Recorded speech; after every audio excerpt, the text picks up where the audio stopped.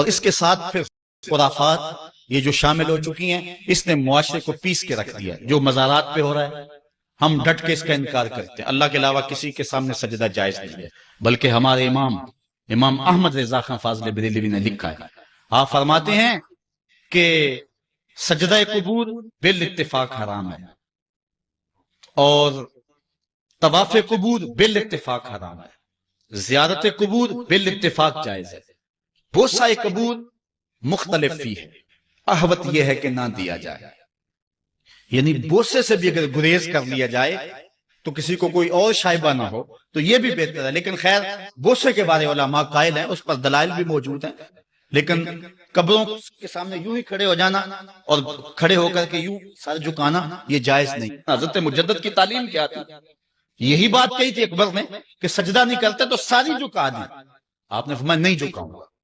پھر اس نے آپ کو دربار میں بلوایا، سازش کی، دروازہ چھوٹا رکھا کہ حضرت مجدد الفسانی جب داخل ہوں گے تو سر جھکا کے تو گزریں گے تو کہوں گا لو سر جھکا ہی لیا، لیکن جن کے سر کو اللہ بلند کرے کون جھکا سکتا ہے؟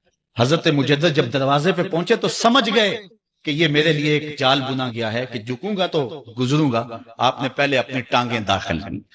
تو اقبال خراج پیش کرتا ہے، حاضر ہوا میں شیخ مجدد کی لحد پر، وہ خاک کے زیر فلک مطلع انوار، گردن نہ جھکی جس کی جہانگیر کے آگے، جس کے نفس گرم سے ہے گرمی احرار، وہ ہند میں سرمایہ ملت کا نگہبان، اللہ نے بر وقت کیا جس کو خبردار۔ اس لیے کسی کو اپنے سامنے جھکانا یا کوئی میرے لیے کھڑا ہو، حضور نے یہ بھی فرمایا کہ جو شخص یہ ارادہ رکھے کہ میرے لیے لوگ کھڑے ہوں اپنا ٹھکانہ جہنم میں تلاش کرے۔ آج خود اگر کوئی کھڑا ہو جائے تو یہ اس کی مرضی، اور حضرت سعد آئے، حضور نے فرمایا قوموا الی سیدکم، یہ تمہارا سردار آیا، اس کا اٹھ کے استقبال کرو۔ لیکن اگر کوئی خود چاہے کہ میرے لیے کھڑے ہوں تو اس کے لیے یہ وعید فرمائی۔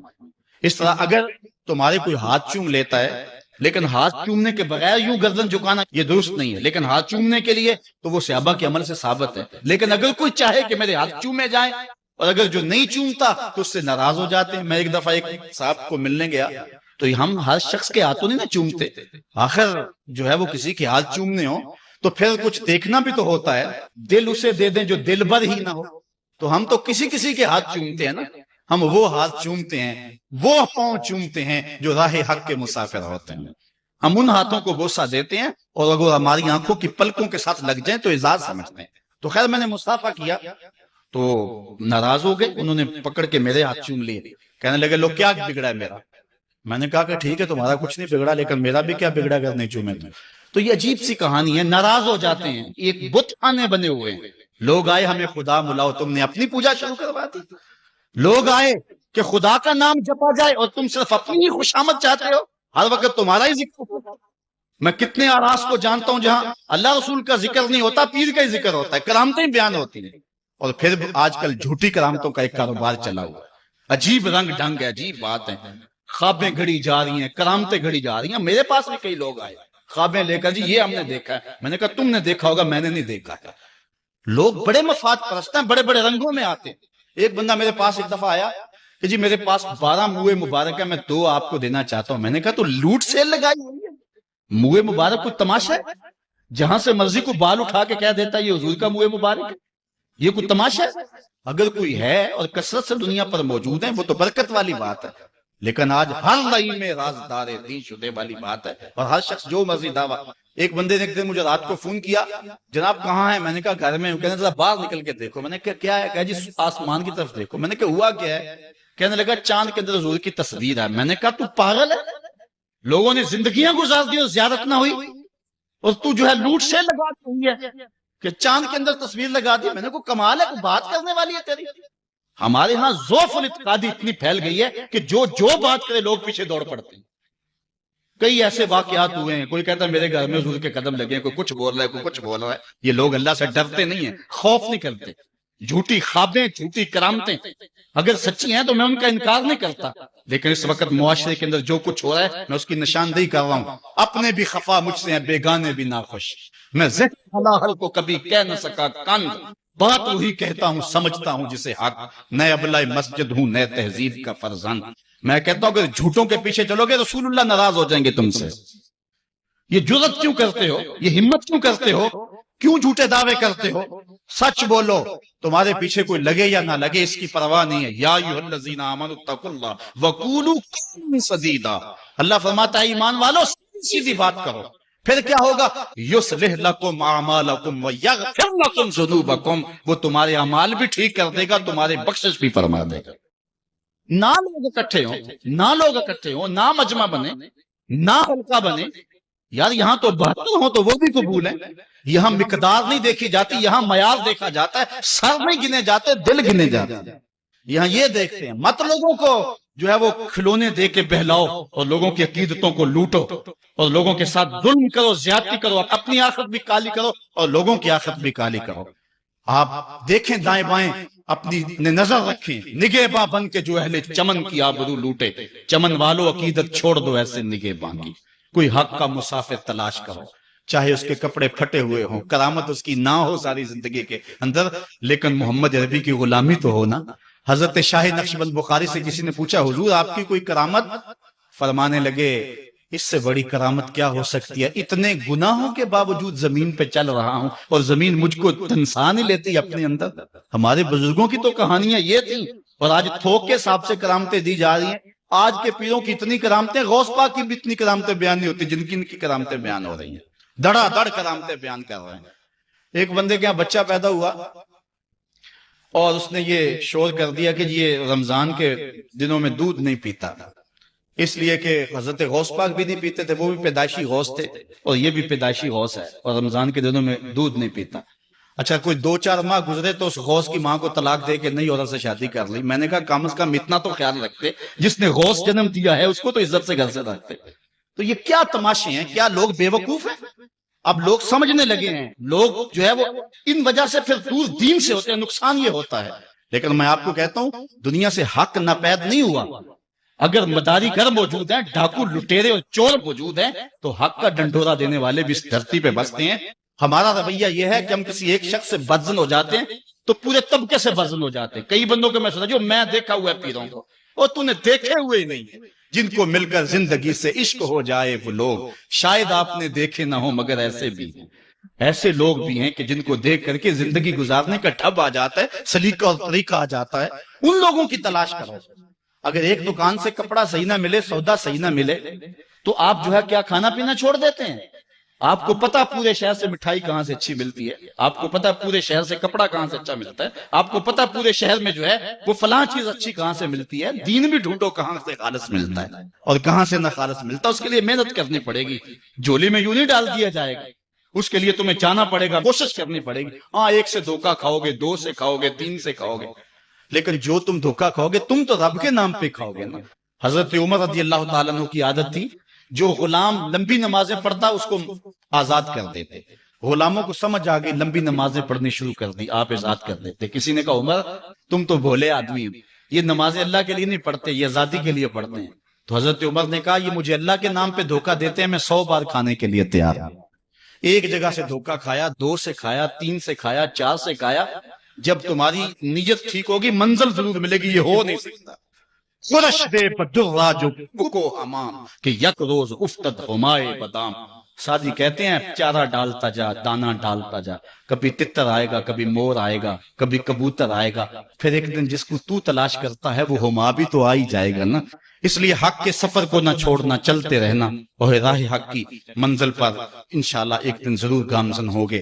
ہمیں اپنے کردار پر توجہ دینے کی ضرورت ہے، اس لیے کہ امت مسلمہ کو کردار کی عظمت ہی سکھلائی گئی ہے، اور ان کا کردار ہی ان کو باقی لوگوں سے ممتاز اور نمایاں کرتا ہے۔ حضرت شاہ نقشبند بخاری علیہ رحمہ کا قول ہے، جس شخص کی خاموشی فائدہ نہیں دیتی اس کی تقریر بھی فائدہ نہیں دیتی۔ مطلب کیا؟ کہ جس کے کردار میں چمک نہیں اس کی گفتار بھی دلوں پہ نہیں اترتی۔ ہواؤں میں اڑتی ہوئی تتلیوں کی طرح لفظ اپنا رنگ تو جمائیں گے لیکن من میں نہیں اتریں گے، لفظ وہی اتریں گے جو دل سے نکلیں گے۔ از دل خیزت پر دل ریزت، اسحد و بلال عند اللہ اشہد۔ بلال کی اسحد وہ دھوم مچا دیتی تھی کہ جو آج اشہد کے اندر بھی نہیں ہے، وہ خلوص کی کہانی تھی، وہ کردار کی برکت تھی۔ آج ہمارے کردار لٹ گئے ہیں۔ ایک زمانہ ہوا ایک کتاب چھپی تھی عرب کا چاند، اور اس کا رائٹر تھا سوامی لکشمن پرساد، ایک انڈین رائٹر ہے جس نے حضور کی سیرت پہ یہ کتاب لکھی۔ کتاب کیا ہے کہ سطروں میں چراغ رکھے ہوئے 200-250 صفحات پہ مشتمل حضور کی سیرت پر اس نے یہ ایک نایاب نگینے کی صورت میں ایک کتاب پیش کی ہے۔ کسی نے سوامی لکشمن پرساد کو کہا کہ تو مسلمانوں کے نبی کی سیرت پر اتنی خوبصورت کتاب لکھی کہ جو پڑھتا ہے اس کا ایمان تازہ ہوتا ہے، اس کتاب کو لکھ کر کے تو خود اس نبی آخر الزمان کا غلام کیوں نہیں بنا؟ تو سنیے جو سوامی نے جواب دیا، وہ ہماری آنکھیں کھول دینے کے لیے کافی ہے۔ اگر نہ سوچیں تو الگ بات ہے۔ کسی زمانے میں ہمارے اس روڈ پہ ایک گاڑی چلتی تھی، اس کے پیچھے لکھا ہوا تھا عقل نہ ہو تو موجے ہی موجے، لیکن اگر عقل ہو تو سوچا ہی سوچا۔ اگر ہم نہ سوچیں تو الگ بات ہے، لیکن اگر سوچیں تو اس کا جواب اتنا زناٹے دار تمام، اور آج ہماری زندہ لاشیں لوگوں کے ایمان کے راستے میں رکاوٹ بنی ہوئی ہے۔ آج ہم کھڑے ہو کے دعویٰ تو کرتے ہیں کہ ہم امریکہ سے ٹکر لیں گے، ہم ٹکڑے ٹکڑے کر دیں گے، پاش پاش کر دیں گے، لیکن کبھی جھانک کر کے دیکھا اپنی حالت دیکھی؟ ہماری مسجدوں کی لیٹرینوں کے گندے لوٹے بھی زنجیروں سے بندھے ہوئے۔ آج گرمی کا موسم ہے، اگر کوئی باہر واٹر کولر نصب کرتا ہے تو اس کے پاس جو گلاس رکھتا ہے اس کو زنجیروں سے باندھ کر کے رکھنا پڑتا ہے۔ تمہاری مساجد کے اندر جوتے اٹھائے جاتے ہیں، یہ ہے تمہارے کردار کی جھلک، اور دعویٰ دیکھیے کہ ہم امریکہ کے ٹکڑے کر دیں گے۔ لفظوں سے امریکہ نہیں ٹوٹے گا، ہم نے عمل دکھانا پڑے گا۔ صرف ہم ان کی طرف نفرت سے تھوک دیں تو ان کی توپوں میں کیڑے نہیں پڑ جائیں گے، ہمیں اس کے مقابلے میں کچھ کرنا ہوگا۔ آج ہم کہتے ہیں کہ ہم ٹکڑے کر کے رکھ دیں گے، لیکن اپنے کردار کو دیکھا، اپنے آپ کو تو بدلنے کے لیے ہم تیار ہیں۔ اپنی حالت کبھی ہم نے دیکھی ہم کس جگہ پہ کھڑے؟ اپنے آپ کو تبدیل کریں اور اپنے اندر تبدیلی لائیں، اپنے اندر ایک تغیر پیدا کریں اور اپنی ذات کو مؤثر بنائیں۔ بالخصوص جو ذمہ دار لوگ ہیں، جو وارثان محراب و منبر ہے، اگر جو بات کرتے ہیں اس کے پیچھے عمل کا زور ہوگا تو پھر بات اثر کرے گی۔ پھر کوئی وجہ ہی نہیں ہے کہ بات دل تک نہ پہنچے۔ از دل عزت بس دل عزت، دل سے نکلے گی دل تک پہنچے گی۔ پہلی بات، عقیدے کی اصلاح کریں اور اس میں کوئی پل پلا پن نہ ہو۔ عقیدہ صحیح نہیں ہے تو کوئی عمل قبول نہیں ہے، کوئی نیکی قبول نہیں، ہر شے برباد۔ دوسری بات، اپنے والدین کی نافرمانی کبھی نہ کریں۔ امام رازی نے لکھا ہے کہ ایک گناہ ایسا ہے جس کی سزا آخرت میں تو ملتی ہی ملتی ہے، دنیا پر بھی ضرور ملتی ہے، اور وہ والدین کی نافرمانی۔ اور ایک نیکی ایسی ہے جس کا فائدہ آخرت میں تو ہوتا ہی ہوتا ہے، دنیا میں بھی ضرور ہوتا ہے، اور وہ والدین کی فرما برداری ہے۔ نہیں تو نشان لگا لے اس شخص پہ جو والدین کا گستاخ ہے، ساری زندگی اس کو ذلیل ہوتے دیکھیں گے۔ اور اس شخص پہ بھی نشان لگا لے جو والدین کا فرما بردار ہے، زندگی میں آپ اس کی پگڑی کو کبھی جھکا ہوا نہیں دیکھیں گے۔ اللہ اس کی عزت کی حفاظت کرے گا۔ اور والدین کے لیے جو شخص روزانہ دعا کر دیتا ہے، میں نے کتب میں پڑھا ہے، ساری زندگی اس کے رزق میں بے برکتی نہیں آتی۔ اس لیے اپنے والدین کو راضی کرنا، عقیدے کی درستگی کے بعد اپنے والدین کو جا کے راضی کرنا۔ اگر کسی کے والدین ناراض ہیں، ہاتھ جوڑ کے معافی مانگنے میں کوئی شرم محسوس نہ کریں، پاؤں پکڑ لیں، منتیں کریں، ان کو راضی کر لیں۔ اللہ کی رضا والدین کی رضا میں، اور اللہ کی ناراضگی والدین کی ناراضگی میں ہے۔ اور حضور علیہ السلام نے فرمایا 4 لوگ ایسے ہیں جن کو جنت میں جانے سے کوئی شے نہیں روک سکے۔ وہ 4 لوگ کون ہیں؟ ایک وہ شخص کہ جو اس حال میں مرا کہ اس کے والدین اس پہ راضی تھے۔ دوسرا وہ شخص کہ جس نے ایسی سچی توبہ کی کہ گناہ کی طرف دوبارہ پلٹنا اس کے لیے اتنا مشکل تھا جس طرح تھن سے نکلا ہوا دودھ واپس جانا مشکل ہے۔ تیسری وہ عورت جو اس حال میں دنیا سے رخصت ہوئی کہ اس کا شوہر اس کے اوپر راضی تھا۔ اور چوتھا وہ شخص کہ جس کے بال بچے زیادہ تھے، ذرائع آمدنی تھوڑے تھے، لیکن اس کے باوجود اس نے اپنے بچوں کے پیٹ میں حرام کا ایک لقمہ نہیں جانے دیا۔ اپنی نظر اور شرمگاہ کی حفاظت کریں۔ اس دور کا سب سے بڑا فتنہ یہ ہے کہ نگاہیں پاک نہیں رہی، نگاہیں غلیظ اور گندی ہو گئی، شرمگاہوں میں وہ تقدس نہیں رہا۔ حضور علیہ السلام نے ارشاد فرمایا، من زنا زنیا بہی ولو بہی تانے تارہی، جس شخص نے زنا کیا یہ عمل اس کے گھر بھی لوٹے گا، اگرچہ اونچی اونچی دیواریں کیوں نہیں کر رہے۔ یہ مکافات عمل ہے۔ گندم از گندم بروید جو ز جو، از مکافات عمل غافل مشو۔ گندم بو گے تو گندم کاٹو گے، جو بو گے تو جو کاٹو گے۔ نظر کو تقدس دو، نظر کو پاکیزگی دو۔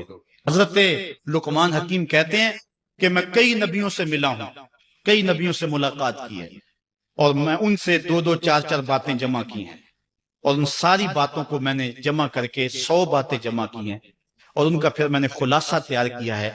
ان میں 8 باتیں الگ کی ہیں۔ ان 8 باتوں میں ایک بات یہ ہے، جب کسی کے گھر جاؤ تو نظر کو حفاظت میں رکھو۔ جس شخص کے مہمان بنو، جس کے گھر جاؤ، تمہاری نظر نہ بھٹکنے پائے۔ نظر اگر غیر محرم کو شہوت سے دیکھتی ہے، حدیث میں آتا ہے کل قیامت کے دن جہنم کی آگ سے بھر دی جائے، وہ سخت رسوا ہوگا۔ آج میڈیا کی آوارگی اور انٹرنیٹ پہ جو کچھ ہو رہا ہے، ٹیلی ویژن اور سینما جو بدتمیزی پھیلا رہے ہیں، اور موبائل پیکج جس طرح بے حیائی کے جو ہے وہ کیفیات پیدا کر رہی ہیں اور بے حیائی کو فروغ ہو رہا ہے، ہم اس کے خلاف پوری قوت کے ساتھ بند باندھیں۔ اپنی اولادوں کے ہاتھوں سے ناول چھین لو، ان کے ہاتھوں سے جو ہے وہ فلمیں چھین لو، ان کی خلوتوں پہ نظر رکھو اور ان کی حفاظت کرو۔ جس شخص کی نظر پاک نہیں ہے، اس کے من میں طہارت نہیں آ سکتی ہے۔ دل پاک نہیں ہے، اس کو جو ہے وہ باطن کا نور نصیب نہیں ہو سکتا۔ وائے قوم کشتائے تدبیر غیر، کارے او تخریب خود تعمیر غیر، از حیا بیگانہ پیرانے کہن، نوجوانہ چوں زنا مشغول تن۔ کتنی حکمت والی بات کہی اقبال نے۔ وہ اپنے دور کا دکھڑا سناتا ہے، جس دور سے ہم گزر رہے ہیں اب تو عجیب حال ہو گیا۔ اقبال کہتا ہے یہ جو میرا دور ہے، جوان تو جوان رہے، بوڑھوں کی نظروں میں حیا نہیں رہا۔ از حیا بیگانہ پیرانے کہن، بوڑھے لوگوں کی آنکھوں میں بھی اقبال کہتا ہے حیا نہیں رہا۔ نوجوانہ چوں زنا مشغول تن، اور نوجوان عورتوں کی طرح اپنے تن کے ساتھ لگے ہوئے ہیں، اپنے تن کو سنوارنے میں ہر وقت کنگھی پٹی میں لگے ہوئے ہیں۔ یہ مردوں کا کام نہیں ہوتا، یہ دلیروں اور بہادروں کا کام نہیں ہوتا، یہ عورتوں کے وظیفے ہیں۔ در دل شاں آرزوہا بے ثبات، مرتضائن از بطون امہات۔ ان کے دلوں میں آرزویں کوئی اور ہی ہیں، اور ماؤں کے پیٹوں سے مردہ جنم لے رہے ہیں۔ دخترانے او بزلف خود اسیر، شوخ چشموں خود نماؤ خود تگیر۔ اور قوم کی بیٹیاں اپنی زلف کی خود قیدی ہو چکی ہیں، اور ہر وقت جو ہے وہ اپنے آپ کو آئینے میں دیکھتی رہتی ہیں۔ ساختہ پرداختہ دل باختہ، ابرواں مثل دو تیغے آختہ۔ وہ جو گھر کی رونق تھی، جو آبرو اور حیا کا دوسرا نام تھا، آج وہ دل پھینک قسم کی ہو گئی ہے۔ آہ قوم میں دل سے حق پرداختہ، مرد و مرگے خیش را نہ شناختہ۔ اقبال کہتا ہائے قوم کہ جو مر گئی اور اسے ابھی تک پتہ ہی نہیں چلا کہ میں مر چکی ہوں اور جینے کا سامان نہیں کرتی۔ حضور نے فرمایا ہر دین کی کوئی پہچان ہوتی ہے، میرے دین کی پہچان حیا ہے، اگر حیا نہیں ہے تو دین ہی نہیں ہے۔ ہم مدینے کی گلی میں پھر دوبارہ چلتے ہیں۔ حضرت عمر رضی اللہ تعالیٰ عنہ کا دربار لگا ہے۔ ایک شخص کو پکڑ کر لوگ لے آتے ہیں کہ اس شخص نے ہمارے باپ کو قتل کر دیا۔ حضرت عمر رضی اللہ تعالیٰ عنہ نے پوچھا کیا ماجرا ہے بھائی؟ اس نے کہا جی واقعی میں ان کے باپ کا قاتل ہوں، لیکن میں نے قصداً قتل نہیں کیا۔ ہوا یہ کہ میں ایک مسافر ہوں، جا رہا تھا، راستے کے اندر سبز چراگاہ تھی، میرا اونٹ بھوکا تھا، اس چراگاہ میں داخل ہو گیا۔ اس کے بوڑھے باپ نے پتھر اٹھایا اور میرے اونٹ کو مارا، اس کی آنکھ نکل گئی۔ مجھے بڑا غصہ آیا، میں نے وہی پتھر اٹھا کر اس کے باپ کو دے مارا، لیکن وہ ایسے ٹکانے پہ لگا کہ اس کا باپ فوراً فوت ہو گیا۔ میرا قصد اور ارادہ نہیں تھا، لیکن بہرحال میں اس بات کا اقراری ہوں کہ میں نے اس کے باپ کو قتل کر دیا ہے۔ آپ جو حکم سنائیں میں اس کو قبول کروں گا، لیکن میں ایک مہلت مانگتا ہوں کہ میرے دوست، میرے بھائی کی کوئی رقم میرے ذمے ہے، میرے پاس اس نے امانت رکھی ہوئی ہے، اور وہ مجھے پتا ہے کہ میں نے کہاں چھپا کے رکھی ہوئی ہے۔ اگر آپ فیصلہ کر دیتے اور میری گردن کاٹ دی جاتی ہے تو وہ امانت جو میں نے رکھی ہوئی ہے سنبھال کر کے، میرے علاوہ کوئی جانتا بھی نہیں ہے، تو وہ اس تک کون پہنچائے گا؟ اگر آپ مجھے 3 دن کی مہلت دے دیں تو میں جا کر کے اس کی امانت اس کو واپس کر کے پھر واپس آؤں گا، پھر یہ پھندا پھانسی کا میں اپنے گلے میں ڈلوانے کے لیے تیار ہوں۔ حضرت عمر رضی اللہ تعالیٰ عنہ نے فرمایا کہ کوئی شخص تیری ضمانت دے دے تو ہم تجھے چھٹی دینے کے لیے تیار ہیں۔ اس نے دائیں بائیں دیکھا، پورے مدینے میں اس کا کوئی شناسہ ہی نہیں تھا، واقف ہی نہیں تھا، ایک اجنبی شخص تھا۔ حضرت ابو ذر غفاری کھڑے ہو گئے، کہا حضرت عمر میں اس کی ضمانت دیتا ہوں۔ ضمانت دے دی گئی، وہ چلا گیا۔ تیسرے دن وعدے کا جو وقت تھا، لوگ جمع ہو گئے، دربار لگ گئے، ابھی تک آنے والا نہیں آیا۔ لوگوں نے کہا ابو ذر تو نے غلطی کی ہے، ایک اجنبی کی ضمانت دی اور ابھی تک وہ نہیں آیا، اور میاں صاحب فرماتے ہیں ایک بار جو پھائیں اڑ جاندے ہو پھر کدی نہ پھنس دینے. ظاہر ہے وہ چلا گیا، واپس تو نہیں پلٹ کے آئے گا، اسے پتا ہے کہ آگے سیدھی سیدھی میری موت ہے. تو تم نے یہ کیا غلطی کی؟ خیر آپ نے فرمایا کہ اگر وہ نہ آیا تو یہ پھانسی کا پھندا میرے گلے میں ڈال لینا. لیکن بہرحال میں نے اس کی ضمانت دی. کچھ عرصہ بیتا کہ دور سے گرد و غبار اڑتا ہوا دکھائی دیا. جب صورت واضح ہوئی تو وہی شخص تھا. حضرت عمر فاروق رضی اللہ تعالیٰ عنہ کے دربار میں کھڑا ہو کہنے لگا حضرت کسی وجہ سے تاخیر سے پہنچا ہوں، معذرت چاہتا ہوں، اب جو حکم ہے پورا کیجیے. حضرت عمر رضی اللہ تعالیٰ عنہ اس کے پھانسی کے احکامات جاری کر چکے تھے. آپ نے فرمایا کہ ابو ذر یہ بتا کہ تو نے اس کی ضمانت کیسے دی جب تو اسے جانتا نہیں تھا؟ تو سنو حضرت ابو ذر غفاری نے کیا کہا ایک اجنبی میرے محمد کے مدینے میں پناہ مانگ رہا تھا اور اس نے چاروں سمت دیکھا اور کوئی شخص نہیں تھا جو اس کو امان دیتا اور اس کی ضمانت دیتا. تو میں نے اس لیے ضمانت دے دی کہ نہ بھی آیا تو اپنی جان چلی جائے گی. کل کو یہ تو نہیں کہے گا کہ محمد کے مدینے میں کسی نے ضمانت مانگی تھی، پورے شہر میں کوئی ضمانت دینے والا نہیں. اس کو کہا کہ انہوں نے تو ضمانت دے دی، میاں اب تو بتا کہ تو چلا گیا تھا، تجھے جانتا کوئی نہیں تھا، نہ پلٹ کے آتا تو تجھے کوئی پوچھنے والا نہیں تھا، تو نے یہ دوبارہ موت کے منہ میں کیوں اپنا سر رکھا ہے؟ تو اس نے کہا کہ میں نے کہا کہ ایک اجنبی کی ضمانت ایسے شخص نے دی ہے جو مجھے جانتا بھی نہیں ہے، اور اگر میں نہ گیا تو لوگ قیامت تک اجنبیوں پر بھروسہ نہیں کریں گے کہ اجنبی یوں سلوک کیا کرتے ہیں. تو حضرت عمر رضی اللہ تعالیٰ عنہ اس کے پھانسی کے احکام جاری کیے. تو جن کے باپ کو قتل کیا تھا وہ بیٹے کھڑے ہو گئے، کہنے لگے تاریخ کی کالک ہم اپنے منہ پہ ملیں گے، ہم بھی اپنے باپ کے قاتل کو معاف کر دیتے ہیں. یہ ہماری تاریخ ہے، یہ ہماری کہانی ہے. لیکن آج ہم کس جگہ پہ کھڑے ہیں اور کیا ہماری صورتحال ہے؟ نہ ہمارا کردار رہا اور نہ ہمارا کوئی تشخص رہا. آج ہم نے اپنا تشخص بھی مٹا کے رکھ دیا، اپنے طرز زندگی بھی بدل دی. نہ ہماری باطن کی وہ روشنی رہی، نہ ظاہری وہ صورتیں رہی کہ ہم پہچانے جائیں کہ حضور کے غلام ہیں، بلکہ آج بھانت بھانت کی بولیاں بول رہے ہیں. اقبال نے کیا کہا تھا؟ اپنی ملت پر قیاس اقوام مغرب سے نہ کر، خاص ہے ترکیب میں تجھے قوم رسول ہاشم. بلکہ آج فیشن کے طور پہ یہ کہا جاتا ہے جی آج کل دین پہ چلنا بڑا مشکل ہے. یہ آپ بھی سنتے ہوں گے، لوگ کہتے ہیں جی آج کل دین پہ چلنا بڑا مشکل ہے. یہ کون کہہ رہا ہے؟ جو مسجد میں آتا ہے تو موسم کے مطابق گرم اور سرد پانی دستیاب ہے، اس کے لیے ماحول ہے، اس کے لیے خوبصورت قالین بچھے ہوئے ہیں، مخملی مسلے رکھے ہوئے ہیں. جو نرم اور گداز مسلوں پہ پیشانی رکھ کر کے سجدہ کرتا ہے وہ بطور فیشن کہہ رہا ہے جی آج کل دین پہ چلنا بڑا مشکل ہے. میں اس کے جواب میں کہا کرتا ہوں میاں تیرے لیے مشکل ہے یا کربلا والے حسین کے لیے مشکل تھا؟ انہوں نے تو نہیں کہا کہ دین پہ چلنا مشکل ہے. تیرے لیے مشکل ہے دین پہ چلنا، یہ حضرت بلال حبشی کے لیے مشکل تھا جنہوں نے تپتی ہوئی ریت پہ سجدے کیے، گلے میں رسا ڈال کر کے گھسیٹا گیا اور انہیں پاؤں میں زنجیریں ڈال کر کے مکے میں کھینچا گیا، ہاتھوں اور پاؤں میں میخیں ٹھونک دی گئی، چکی پسوائی گئی، لیکن بلال ہیں کہ آگے مسکرا رہے ہیں. کسی نے گزرتے ہوئے کہا بلال عجیب تماشا ہے، عجیب کہانی ہے کہ وہ تمہیں مار رہے ہیں اور تم آگے سے مسکرا رہے ہو. تو سنو حضرت بلال نے کیا جواب دیا. حضرت بلال فرمانے لگے میاں تم جاؤ نا بازار میں مٹی کا برتن بھی خرید لیں تو اس کو بھی ٹھونک بجا کے دیکھتے ہو کہیں کچا تو نہیں ہے، اس کی آواز تو خراب نہیں ہے. کہا تم تو مٹی کا پیالہ بھی خریدو تو ٹھونک بجا کے دیکھتے ہو کہیں کچا تو نہیں ہے. میرا مالک مجھے خرید رہا ہے، دیکھ رہا ہے بلال کہیں کچا تو نہیں ہے. میں کہتا ہوں مالک کھال ادڑ بھی جائے گی، حق حق کی آوازیں ختم نہیں ہوں. زخم پہ زخم کھا کے جی خون جگر کے گھونٹ پی، آہ نہ کر لبوں کو سی یہ عشق ہے دل لگی نہیں.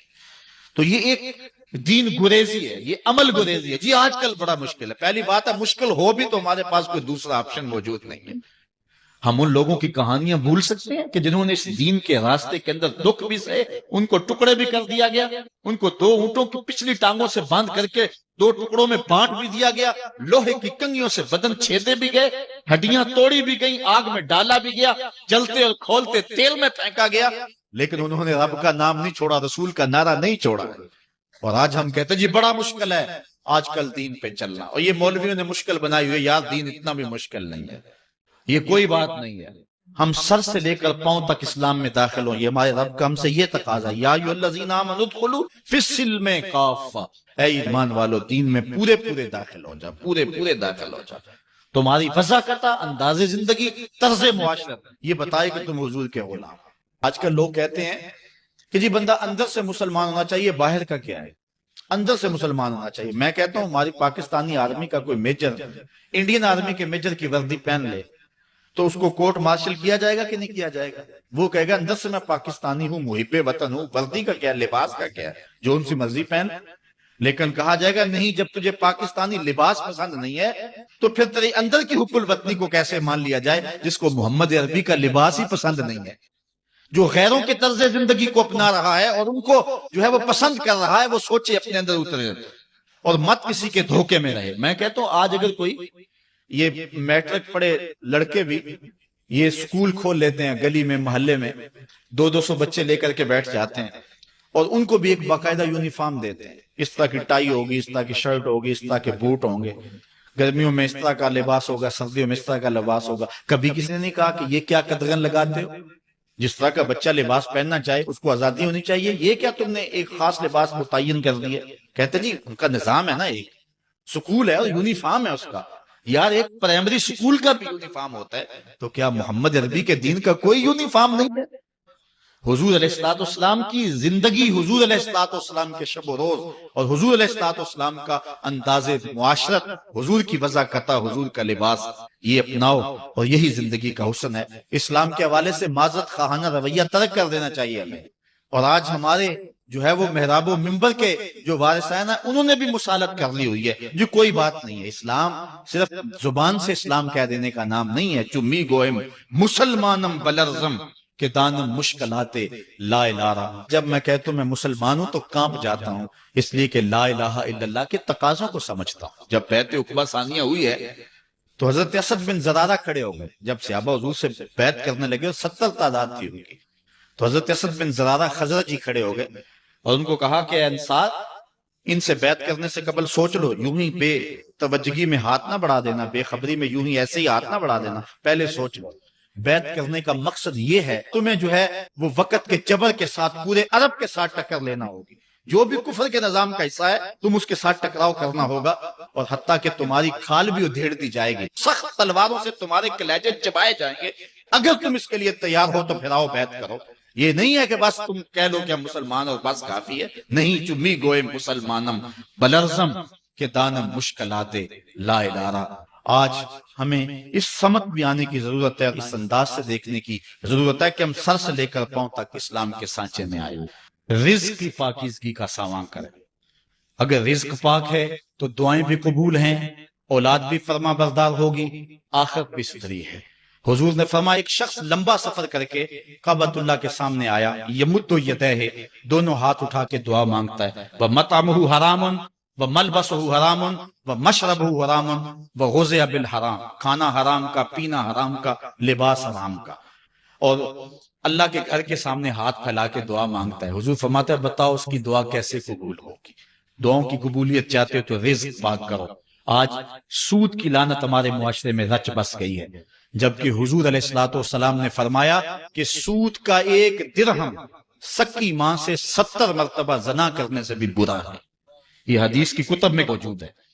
اور اللہ تعالیٰ نے سود خوروں کے ساتھ اعلان جنگ کیا، دو لوگوں کے ساتھ اعلان جنگ ہے، ایک اللہ کے ولیوں کا جو دشمن اور ایک سود خور۔ جس قوم کے ساتھ اللہ کا اعلان جنگ ہوگا بتاؤ وہ قوم غالب آ سکتی ہے کسی کے اوپر؟ آج ہم کہتے ہیں ہمارے حوال کیا ہے، تو ذرا دیکھیں کہ ہم کہاں کھڑے ہیں۔ رشوت ہمارے معاشرے میں عام ہو گئی ہے، حضور نے فرمایا رشوت دینے والا اور لینے والا دونوں جہنمی ہیں، اور ملاوٹ آج معاشرے کا حصہ ہو گیا ہے۔ آج تو ہم چھوٹے بچوں کے دودھ اور دوائیوں میں بھی ملاوٹ کرنے سے باز نہیں آتے، اور حضور کا یہ فرمان کتنی عبرت ہے اس میں، من غش فلیس منا، حضور نے فرمایا جو ملاوٹ کرے اس کا ہمارے ساتھ تعلق ہی کوئی نہیں۔ بلکہ آج فیشن کے طور پہ یہ کہا جاتا ہے جی آج کل دین پہ چلنا بڑا مشکل ہے، یہ آپ بھی سنتے ہوں گے، لوگ کہتے ہیں جی آج کل دین پہ چلنا بڑا مشکل ہے۔ یہ کون کہہ رہا ہے؟ جو مسجد میں آتا ہے تو موسم کے مطابق گرم اور سرد پانی دستیاب ہے، اس کے لیے ماحول ہے، اس کے لیے خوبصورت قالین بچھے ہوئے ہیں، مخملی مسلے رکھے ہوئے ہیں. جو نرم اور گداز مسلوں پہ پیشانی رکھ کر کے سجدہ کرتا ہے وہ بطور فیشن کہہ رہا ہے جی آج کل دین پہ چلنا بڑا مشکل ہے. میں اس کے جواب میں کہا کرتا ہوں میاں تیرے لیے مشکل ہے یا کربلا والے حسین کے لیے مشکل تھا؟ انہوں نے تو نہیں کہا کہ دین پہ چلنا مشکل ہے. تیرے لیے مشکل ہے دین پہ چلنا یا حضرت بلال حبشی کے لیے مشکل تھا جنہوں نے تپتی ہوئی ریت پہ سجدے کیے، گلے میں رسا ڈال کر کے گھسیٹا گیا اور انہیں پاؤں میں زنجیریں ڈال کر کے مکے میں کھینچا گیا، ہاتھوں اور پاؤں میں میخیں ٹھونک دی گئی، چکی پسوائی گئی، لیکن بلال ہیں کہ آگے مسکرا رہے ہیں. کسی نے گزرتے ہوئے کہا بلال عجیب تماشا ہے، عجیب کہانی ہے کہ وہ تمہیں مار رہے ہیں اور تم آگے سے مسکرا رہے ہو. تو سنو حضرت بلال نے کیا جواب دیا. حضرت بلال فرمانے لگے میاں تم جاؤ نا بازار میں مٹی کا برتن بھی خریدنے تو اس کو بھی ٹھونک بجا کے دیکھتے ہو کہیں کچا تو نہیں ہے، اس کی آواز تو خراب نہیں ہے. کہا تم تو مٹی کا پیالہ بھی خریدو تو ٹھونک بجا کے دیکھتے ہو کہیں کچا تو نہیں ہے. میرا مالک مجھے خرید رہا ہے، دیکھ رہا ہے بلال کہیں کچا تو نہیں ہے. میں کہتا ہوں مالک کھال اتر بھی جائے گی، حق حق کی آوازیں ختم نہیں ہوں گی. زخم پہ زخم کھا کے جی خون جگر کے گھونٹ پی، آہ نہ کر لبوں کو سی یہ عشق ہے دل لگی نہیں. تو یہ ایک دین گریزی ہے، یہ عمل گریزی ہے. جی آج کل بڑا مشکل ہے. پہلی بات ہے مشکل ہو بھی تو ہمارے پاس کوئی دوسرا آپشن موجود نہیں ہے. ہم ان لوگوں کی کہانیاں بھول سکتے ہیں کہ جنہوں نے اس دین کے راستے کے اندر دکھ بھی سہے، ان کو ٹکڑے بھی کر دیا گیا، ان کو 2 اونٹوں کی پچھلی ٹانگوں سے باندھ کر کے 2 ٹکڑوں میں بانٹ بھی دیا گیا، لوہے کی کنگھیوں سے بدن چھیدے بھی گئے، ہڈیاں توڑی بھی گئیں، آگ میں ڈالا بھی گیا، جلتے اور کھولتے تیل میں پھینکا گیا، لیکن انہوں نے رب کا نام نہیں چھوڑا، رسول کا نعرہ نہیں چھوڑا. اور آج ہم کہتے ہیں جی بڑا مشکل ہے آج کل دین پہ چلنا، اور یہ مولویوں نے مشکل بنائی ہوئی. یار دین اتنا بھی مشکل نہیں ہے، یہ کوئی بات نہیں ہے. ہم سر سے لے کر پاؤں تک اسلام میں داخل ہوں. یہ ہمارے رب کا ہم سے یہ تقاضا ہے، یا ایھا الذین آمنوا ادخلوا فی السلم کافہ، اے ایمان والو دین میں پورے پورے داخل ہو جا، پورے پورے داخل ہو جا. تمہاری وضاحت، انداز زندگی، طرز معاشرت یہ بتائے کہ تم حضور کے غلام.